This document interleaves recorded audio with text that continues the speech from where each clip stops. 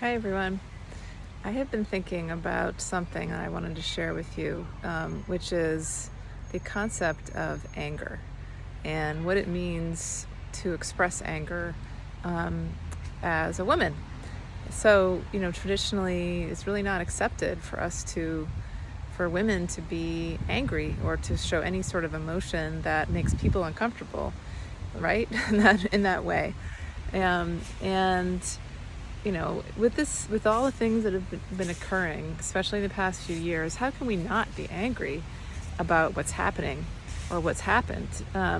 For myself, I noticed that there was this inner, just frustration looking at wanting things to happen quicker, wanting people to awaken faster, wanting the systems to, be broken down faster.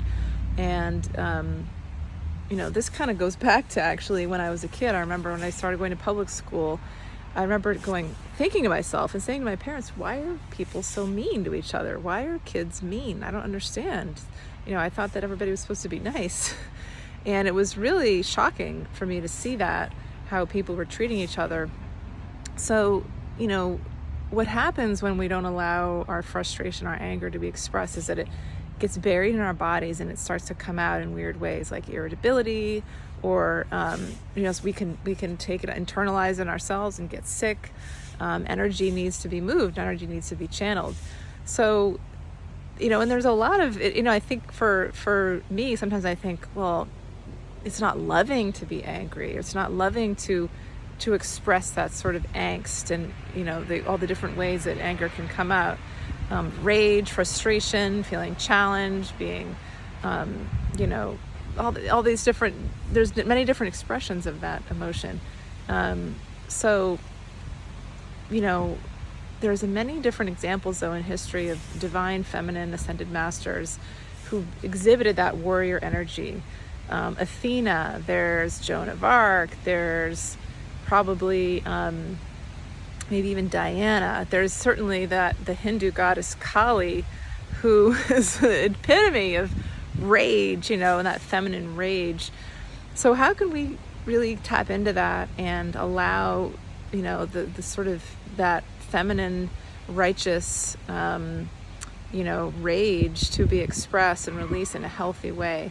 I think that, that's one of the things that a lot of us are working on, is how to channel that and transmute it. Ultimately, we want it to be expressed and be allowed, but ultimately transmute it into love.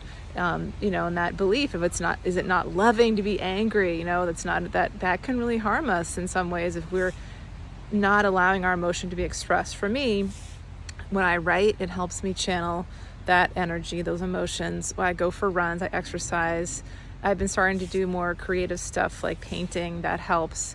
Talking about it to my husband and to some friends also helps. So, think about what ways you can channel some of those emotions out of your body. Physical movement is a great way to do it. Yoga's good, but even like sort of like a Tai Chi or dance can, really allow the soul expression to happen. Just the ways that are, activating that sacral chakra and creatively moving the energy through our bodies and not feeling like we're bad or we're not supposed to be, feeling a certain way, and certainly not supposed to be letting anybody know that we're feeling that way can actually do more harm than good. So I encourage you to think about how to channel that energy, that sort of Kali, feminine warrior energy that is that we all have. Jesus got angry in the market, and and according to the Bible, and that anger was righteous because of certain frustrations. So it's normal, and it's to be expected, right?